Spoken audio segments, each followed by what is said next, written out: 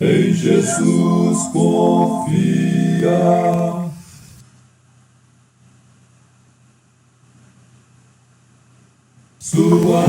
Irmãos, boa noite. Os que há de assistir esse serviço de adoração a Deus de forma remota também, sintam-se abraçados pela Igreja Batista Bíblica Fundamentalista aqui de Soledade. Então sintam-se, amados irmãos, todos abraçados por nós que compomos aqui a igreja. Para nós é uma alegria em estarmos reunidos aqui para um único propósito, como o irmão Hélio indagou, de exposição do Santo Evangelho de Cristo Jesus. E hoje eu gostaria de trazer algo referente, irmãos, e obviamente durante 10 minutos. Eu acho que quem já ouviu alguma palestra de Enéas Carneiro, né? Ele sempre tinha um reloginho e ele era bem sensato em relação ao tempo. E da mesma forma que o saudoso Enéas assim usar seu tempo, tentarei usar o meu. De forma breve, mas de uma forma sensata e condizente com as Sagradas Escrituras. Nós fomos escolhidos, irmãos, para trazer algo da Palavra de Deus, e são diferentes temas, e o pastor Anísio me incumbiu de trazer algo relacionado à igreja local. E qual a importância da igreja local para todos nós, irmãos? Sabemos nós que temos a importância de sermos membrados fiel a uma igreja local. Sem a igreja local não há de forma alguma o ID de Jesus. Sem a igreja local não há a salvação daqueles que necessitam ouvir do Santo Evangelho de Cristo Jesus. Então nós podemos perceber que se não amarmos de uma forma ágape as Sagradas Escrituras, como poderemos amar a igreja que o Senhor Jesus Cristo nos deixou para que pudéssemos levar o seu Santo Evangelho? Então, irmãos, é com grande alegria que percebemos que a igreja, ela é uma congregação de salvos, batizados, obediente aos mandamentos do Senhor, ou seja, a palavra que Cristo deixou.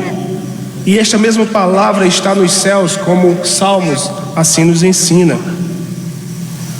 Devemos ter uma vida santa, uma vida irrepreensível, considerando que a Bíblia é a única fé que nós temos como regra e prática, porque ela nos dá a ordem de fazermos as coisas que é de conformidade com a palavra de Deus.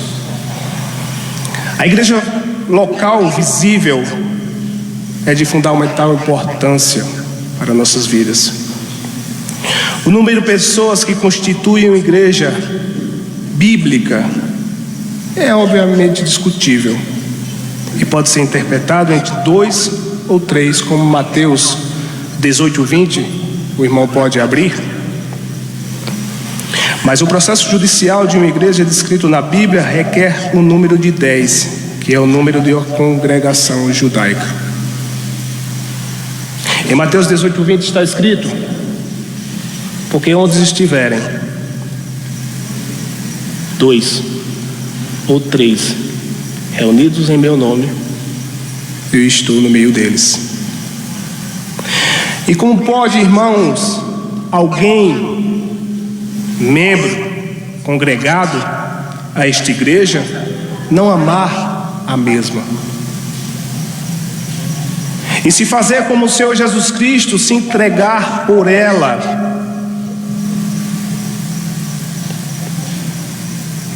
Os membros da igreja, irmãos, são pessoas santas por chamamentos, batizados, e manifestam visivelmente sua obediência e fé em Cristo. E se submetem e entregam-se voluntariamente uns para com os outros, para cumprir o ID, para cumprir a ordenança que o Senhor deixou a todos nós.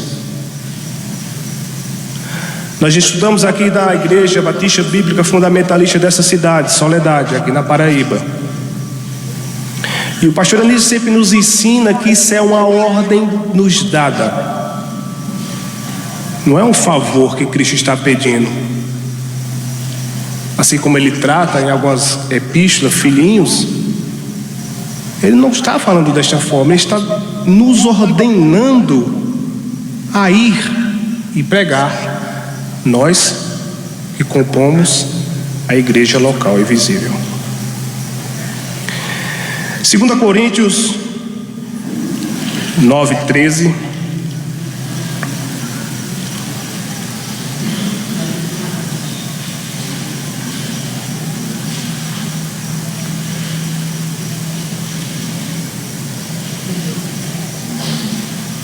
Visto como na prova desta administração glorificam a Deus pela submissão que confessais quanto ao Evangelho de Cristo, e pela liberdade de vossos dons para com eles e para com todos.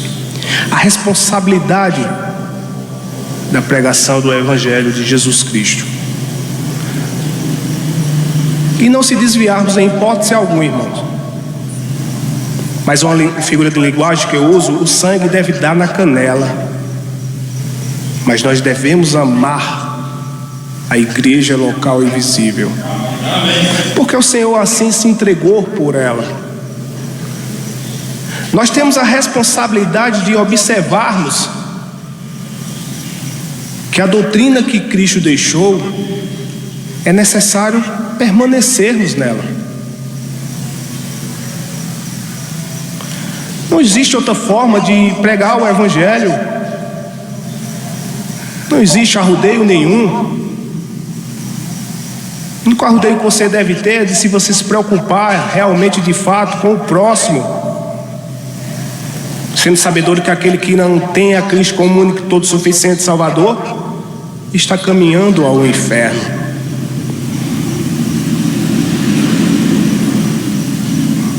E por muitas das vezes o não abrir de nossas bocas, isso é imputado para nós, porque no momento oportuno não foi pregado o Evangelho. A igreja reúne-se regularmente para a comunhão e edificação. 2 Tessalonicenses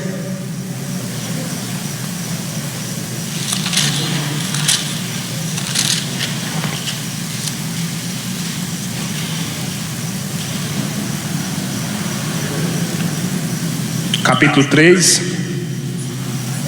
verso 6, 14 e 15. Manda-vos, porém, irmãos, em nome de nosso Senhor Jesus Cristo, que vos apartei de todo irmão que anda desordenadamente, e não segundo a tradição que nos recebeu. Mas, se alguém não obedeceu, 14, a nossa palavra por esta carta, notai o tal, e não vos mistureis com ele, para que se envergonhe. Todavia não tenhais como inimigo, mas demonstrai como irmão. Irmãos, o cabeça da nossa igreja, o cabeça das nossas vidas, o cabeça de tudo é o nosso Senhor e Salvador Jesus Cristo. Da igreja verdadeira, dessa igreja que nós proclamamos, da nossa igreja que nós levantamos os escudos para mostrar. Cristo é a cabeça da igreja. Efésios 4:11, como o pastor Anísio iniciou a leitura em Efésios.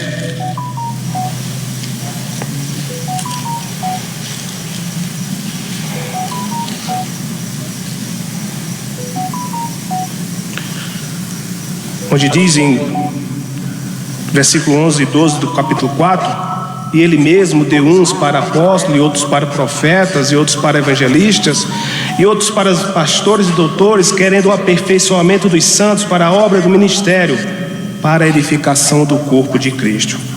Os apóstolos receberam autoridade por Cristo para efetuar a obra de fundar a sua igreja. A palavra autoridade ou exousia é usada de várias maneiras em relação à igreja, mas além dos apóstolos, nunca é usada no relacionamento entre líderes de igreja. Então, irmãos, a diferença entre a igreja verdadeira hoje e as denominações está na área de autoridade. A igreja de Jesus Cristo não aceita credos e concílios eclesiásticos e simplesmente procura ser firme e leal a Cristo. A Bíblia é a sua ata de fundação, estatuto, confissão de fé e dirige totalmente todo o interesse congregacional. A Bíblia não reconhece os governos episcopais, hierárquicos, presbíteros ou sínodos, que é o grego se diz reunião. Mas a palavra de Deus nos ensina, irmãos, a amar a nossa igreja e por ela nos sacrificarmos e por ela oferecermos sempre sacrifício de louvor, ou seja, tudo que está escrito é uma obrigação nossa cumprir. Como estamos estudando no livro de Reis, aqueles que não seguem fielmente os caminhos do Senhor caem em transgressão. Isso serve para nós, que possamos cada dia mais estarmos crescendo para a honra e glória de Deus e jamais, como assim foi lido em 2005 por mim, no primeiro retiro que eu assim estive nos Verdes, não me envergonhar jamais do Evangelho de Cristo Jesus. Pois é poder de Deus para a salvação de todo aquele que crê. Todo aquele que precisa ouvir do Evangelho, façamos da nossa boca um canal para que eles possam crer realmente em Cristo Jesus. Amém? Su